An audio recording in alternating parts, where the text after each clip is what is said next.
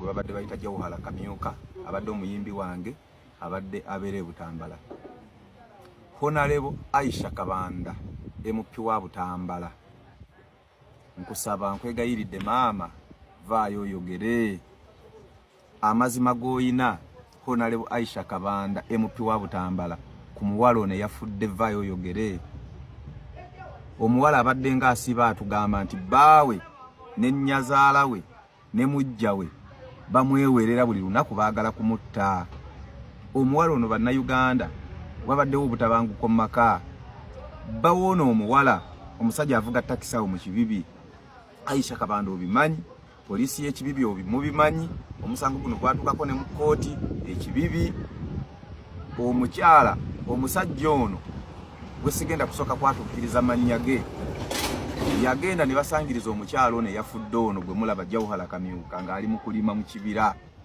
N'agenda n'abavubuka babiri naye waakusatu ne nnyazaala we ne bakuba omuwala ono nga baagala kumutta kumutemula.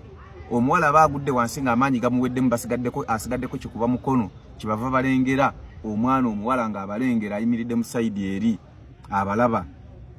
Ne bakyuka ne bamuvaako no gwe baali batta ne bagoba omuwala oli. Bwe bagoba omuwala, omuwala n'ababulako n'atuuka nga tebamukutte kuba kirabika naye baali baagala bamukwate bamutte basobole okubuzaabuza obujulizi. Omuwala n'adduka n'anyumizaako maama we. Omuwala ono yafudde Jawuhala Kamyuka n'agenda ku poliisi n'awaaba emisango egyo ne yeegayirira nnyo maama w'omuwala ono eyalaba nga bamukuba, n'agenda Ekibibi ku poliisi e Butambala n'akola statement era omusajja ono ne bamusiba. Omuwala n'asimattuka okufa okwasooka mu mbeera eyo. Bwe basiba omusajja ono abadde bawoona omukyala, abakozi be yali akola nabo ku omusajja muvuzi wa takisi, nnyazaala we, baani bajja be, baani pressure ne bannene nnyo. Omusajja yali muvuzi wa takisi mu Kibibi ng'alina ekikoosi n'eggaali nnene, ne bateeka omuwala ono ku pressure ne bamugamba tugenda kutta, tugenda kukola buli kintu kyonna kyonna bw'oba togenze mu kkooti n'oggyayo emisango gye wawaabidde bbaawo. Omuwala n'awalirizibwa ku misango egyali gifaanana bwe gityo, n'agenda mu kkooti e Butambala emisango n'agiggyayo.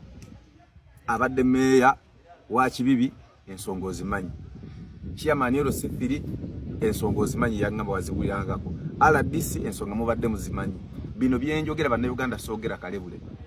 Naye bwe nabankubidde simu ne bangamba nti omuwala ono afudde, mbadde mulaba ng'alina olubuto, nalowoozezza nti afudde azaala. Era ka video ke nakoze ngambikira abantu nti Jawuhala Kamyuka afudde, nagambye nti afudde azaala. Nenvuga emmotoka nengenda mu Kibibi nembeerawo mu kuziika mu tawuni yonna nempulira ebigambo ebyogerwa. Aisha Kabanda oveeyo tangaaza eggwanga. Kigambibwa nti omuwala ono yalumiziddwa mu lubuto olw'okuba yabadde lubuto lwa myezi 7. N'alowooza nti olubuto lulabika lwa mwana lwe lumuluma agenda kuzaala. Baali baddingana ne bbaawe nga yamufunisa olubuto naye era nga basiiba balwanagana buli kaseera. Omuwala yaŋŋambako nti bw'abanga afudde Aisha Kabanda gw'olina amaloboozi na biki byonna obujulizi obulaga nti bano bamwewerera okumutta. Nina amaloboozi ge ŋŋenda okuta ng'omuwala yennyini eyafudde ng'agamba nti Aisha Kabanda byonna gwe yakutwalanga maama we, obujulizi bwonna obuyina mu ssimu, era ng'agamba bw'abanga afudde obuwangayo babanga abatemu bano nga bamutemudde obuwangayo.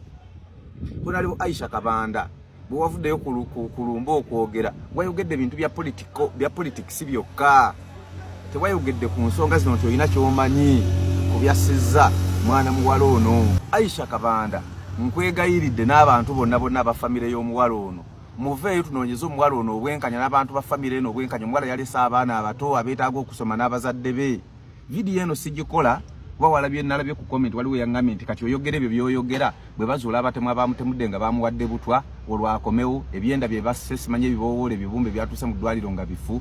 Bannayuganda okubannyonnyola obulungi, omuwala bwe yaddusiddwa mu ddwaliro ng'alumizibwa mu lubuto, dokita bwe yamukebedde yagenza okulaba nga pressure ye eri wansi.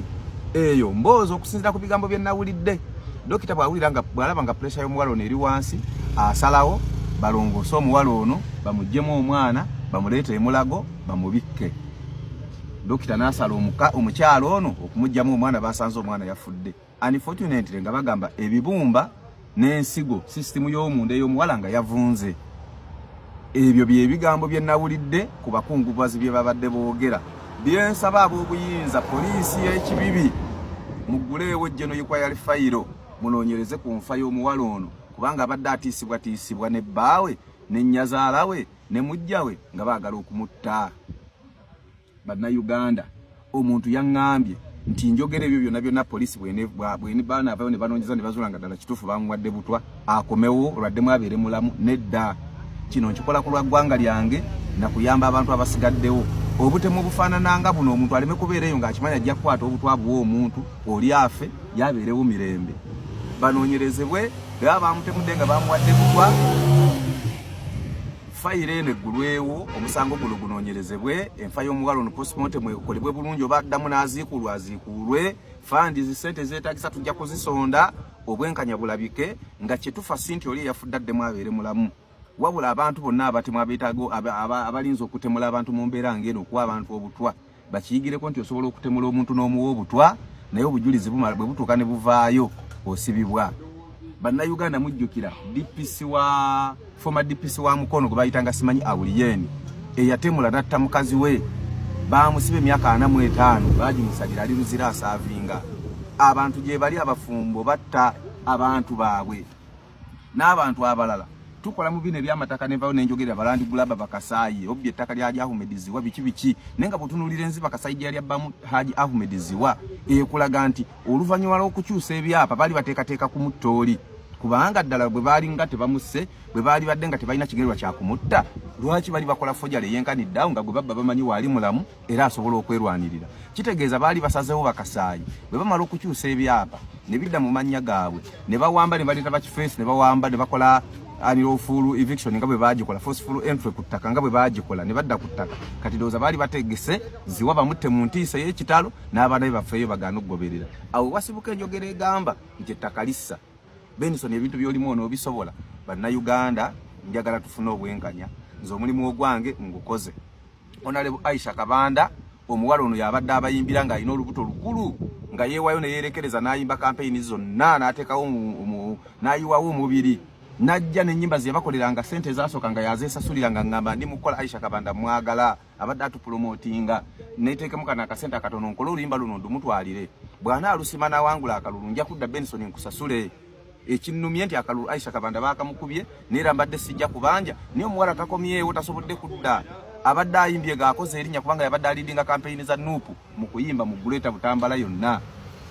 Naye tasobola kufa nga bamutemudde nga okufa kwe kuliko akabuuza. Babadde bamwewerera okumutta mu ddwaliro bagamba ebigambo bye nawulidde ku kuziika nti basanze ebyenda naye n'ebibumba byavunda, tuziike buziisi nga abaziisembwa tusirike. Honorable Aisha Kabanda, vaayo oyogere obujulizi bw'alina omuwala ng'akugamba nti bbaawe amwewerera okumutta, buveeyo butuwa amaloboozi gatusheyalingire, ffe tujja kulwanirira obwenkanya bw'omuwala oyo Jawuhala Kamyuka, baleme kubeera nga baamusse bussi ate afe baziike nga baziika ekikere. Yenze Benson Pulo, CEO Safi. Yabadde munankyukakyuka era ng'abadde muwagizi wa mukulu Pulezidenti Robert Kyagulanyi Ssentamu, yafudde lunaku lw'eggulo, yafiiridde mu ssanya. Naye ono avuddeyo n'atugamba nti ye tajja sirika ate ng'alina ky'amanyiko ekyaviiriddeko omukyala ono okufa. Ffenno twadde tumanyi nti yafudde lwakuba yabadde azaala. Agamba nti yes yafudde ng'azaala naye teyeefiiridde. Mbu baawe alina ky'amanyiko, mbu ne ko waifu we alina ky'amanyiko, mujja we nga olisiti wabadde agimenya. Era avuddeyo n'agamba nti Aisha Kabanda mbu naye alina by'amanyiko, amazima mbu agamanyi, so mbu baveeyo boogere omugenzi asobole okuba nga afuna justice. Nze mbaawo munnange kubanga nga kutuusaako era nga ngakuwa gonna gonna nga we gatambula. Nga tuvuddeko era nga tweyongerayo mu mawulire ag'enjawulo. Omuyimbi Green Dad olunaku luwaleero bwe bukeeredde ng'abuutikidde emitimbagano gyonna. Lwakuba yafiiriddwe omwana we, kintu akitadde ku bulagajavu lw'abasawo ab'e Mulago nti mbu babadde mu kwebaka ne balekerera ne batasobola kubanga bakola emirimu gyabwe, omwana we n'afa. Naye abantu tebalina bigambo biwooma eri Green Dad. Jjukira Green Dad be bamu ku bayimbi ababadde bayimbi ba omukulu Pulezidenti Yoweri Kaguta Museveni. Ensonga yo eri era n'abantu bagambye nti ssente ezo mbu ze babadde bakwata nga babawa bayimbire pulezidenti Yoweri Kaguta Museveni mbu zibadde zisobola okuba nga obaolyawo zibaako tezikola mu malwaliro. Ulira nate kino kikataala. Muli bamaneja bange. Managing omwana wange, manager family yange, managinga byakuyimba byange si mwana wange mwana wange afiiridde wano. Gwini dadi totuleekaanira kwata ssente Museveni ze yali akuwozi kuba omwana mu ttako ajja kudda engulu. Si basawo be baluddeyo omwana gwamugayaliridde mukube ssente mu ttako ajja kudda engulu. Bali babawa mmeka? Ezo ssente ziza omwana engulu zimusonseke mu ttako. Totuleekaanira mukulu, tetwagala kutuwogganira. Mwe nabagamba ngenda kubajjukiza paka omu ku omu. Mugenda kukiwulira. Kwata ssente zisonse ku omwana mu ttako ajja kudda engulu. Ssebo nayo kiyimiridde bulungi kitubuulira ng'abasawo baganye okujja. Era kitulaga abantu abayimiridde abalina abalwadde abalinze abasawo nga tebabalaba abantu bali mu kufa. Uganda weetuuse etandise okunnyumira. Gano gakyali mabaga. Tugenda kukaaba naddala mwe bagaini protectors mujja kukiwulira.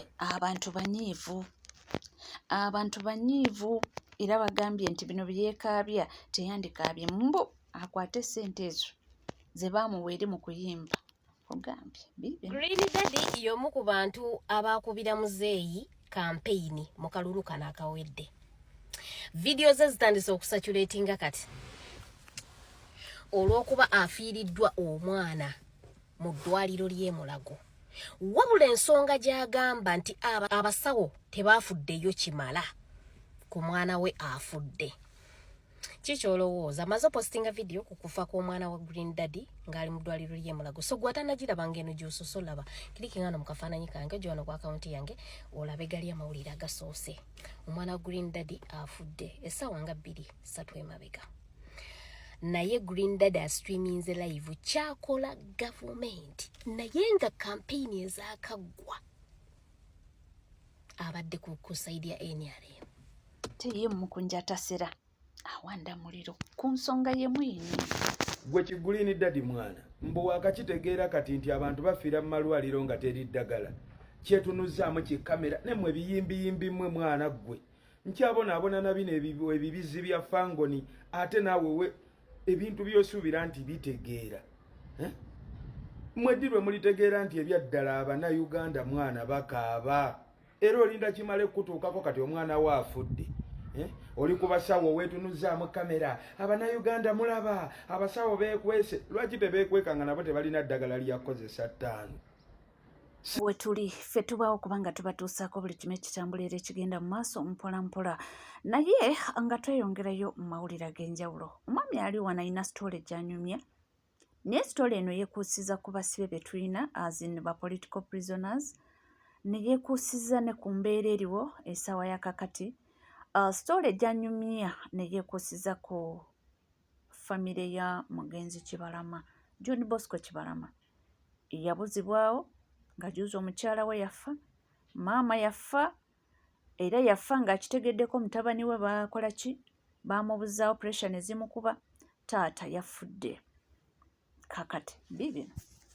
Ekifaananyi kyolaba waggulu awo oyo ye muwala wange Esther wa myaka 8 namubagambako dda nti omwana oyo buli wenzire ewaka akubuuza Edi Mutwe bamutadde taata Edi Mutwale kuki taata abasibe babatadde lwaki togenda ku poliisi n'oyogera nabo ne bataba Edi Mutwe kati abaana baabwe bagenda kulya ki abaana baabwe bagenda kusoma batya taata abaana ba Edi Mutwe banaasoma batya nga taata waabwe taliiwo. Ebigambo ebyo omwana oyo abyemboozi nabagamba dda kati olunaku olwajjo twabadde tuli ku ssimu n'omwana oyo ekifaananyi ekyo kyemulaba kyaggulo omwana twabadde tuli ku ssimu naye ne tulaba akatambiko w'ekitiibwa Lubongoya wakati ng'ayogera eri abakungubazi mu kufa kwa taata wa muganda waffe John Bosco Kibalama eyabuzibwawo emyaka 7 egiyise. Ebigambo w'ekitiibwa Lubongoya yasaba abawandiisi w'ekibiina kyaffe kya NUP be yayogedde engeri taata gy'afuddemu engeri mukyala we azaala Kibalama gye yafaamu engeri mukyala wa Kibalama gye yafaamu n'engeri abaana bwe basigadde. Esther yambuuzizza ebibuuzo abaana bagenda kubeerawo batya taata maama waabwe yafudde atya yafa atya jjajja waabwe yafa atya taata waabwe yafa atya nangamba kati taata abaana bagenda kubeerawo batya bagenda kusoma batya kati taata bagenda kukola batya bagenda sula mu nnyumba bokka ng'ebigambo omwana wa myaka 8 oyo gwe mulaba yabimbuuza bakadde baffe omwana mu kuwunzika mu bibuuzo bingi bye yaddambuza nga nyina ansa ntono ne maama we yabadde atuddeawo ku mabbali yasirise bw'ati n'atutunulira ng'omwana antadde mu katwa mbuuza ebibuuzo nanyenya omutwe maama we naye omwana mu kuwunzika byonna bye yabadde aŋŋamba omwana yagambye bw'ati ng'asemba naga taata kale byonna babikole naye taata kijja kuggwa njogera ntya Katonda omwana wa myaka 8 Esther oyo gwe mulaba yaŋŋambye taata byonna babikole naye taata kijja kuggwa kino kigende eri bakadde baffe mwenna abazanyira mu nsonga z'obulamu bw'abaana b'abantu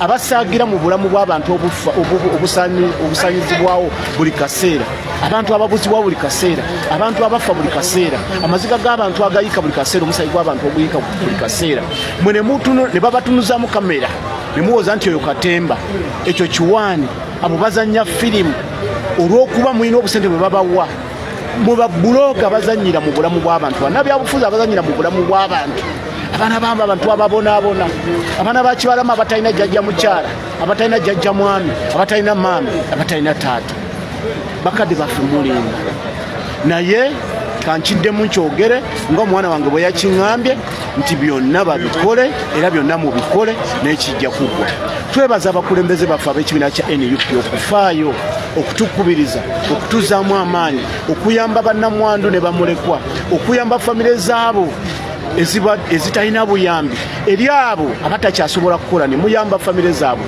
mwebale nnyo bakulembeze baffe ab'ekibiina kya NUP okuviira ddala ku pulezidenti waffe wadde embeera yonna gy'alimu taata tukusabira tusabira abakulembeze baffe mwenna tusaba Katonda ayongere obbawa obuvumu n'amaanyi n'okwongera okutukubiriza n'okutuzaamu amaanyi banange mwebale nnyo mwebalire ddala era tusaba mwongere okuyimirira naffe tugenda kuyimirira nammwe okutuusa Katonda lwalitwanukula nga tufunye obwenkanya eri ensi yaffe Uganda. Dewo ate ye Katongole Julius Alajjana agamba poliisi ya Nateete era gikukulumira era nga kuva ku makya akukuluma. Njagala okwogera ebigambo bino wammange kisookera ddala poliisi y'e Nateete okubeera nga abakozi b'ebikolobero mu bawa security nga Majambere n'atuuka ssebo yajja ne ku Tale Center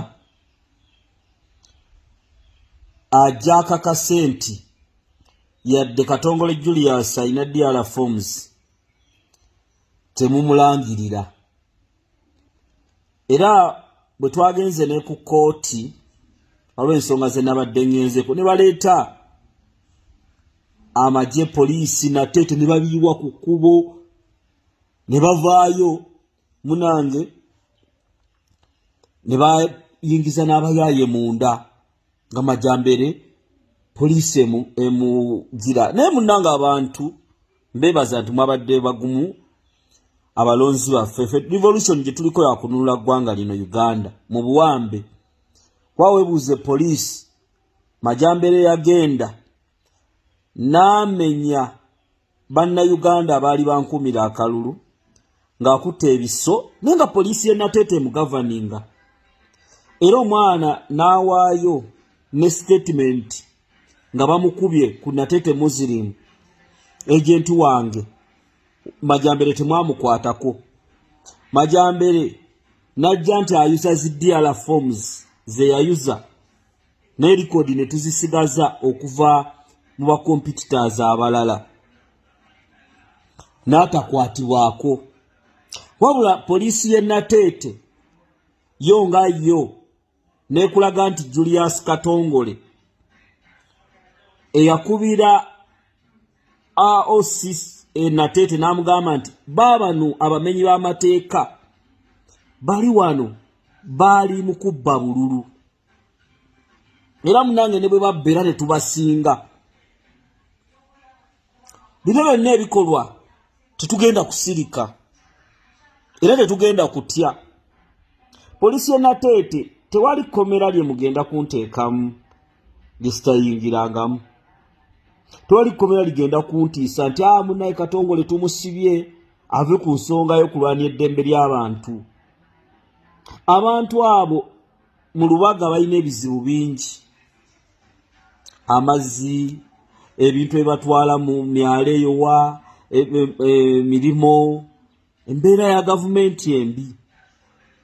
Wabula mmwe poliisi ebigendererwa byammwe amaanyi ge muntaddeko n'ebitongole ebyokwerinda ne mulowooza nti tugenda kusirika.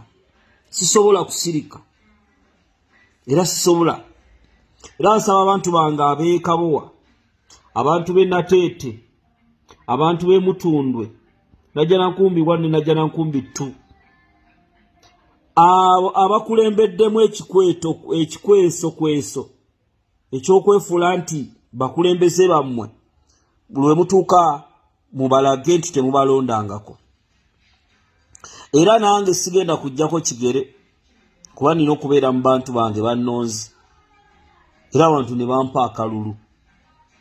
Ng'omukulembeze waffe Kyagulanyi bw'atugamba, tuli mu mbeera ey'obusibe. Poliisi Majambere akoze ebikolobero mu Lubaga awo. Ne ku lunaku lw'okulonda Majambere yakola ebikolobero. Majambere neefuula Majambere. Oli n'ava eri Electoral Commission. Oyo mukyala w'e Lubaga wa Electoral Commission. Ne mbawandikira mu petale sheet mwagaana. Tale sheet baagaano jimpi. Ne mbagamba kuliwa kwe mwataalingira tebabimpa baginnyima. Satisfied copies babinnyima. Kikulaga embeera eggwanga gye lirimu. Neffe tetugenda kusirika. Bannayuganda tulina okulwanirira ensi yaffe. Tetulina kwekubagiza. Kubanga wekomidde ku Legit TV 256 tuweerabira kubanga osubscribinga, ringinga that notification bell, sharinga, likinga, ebisigadde tukomawo nabyo tofaawo.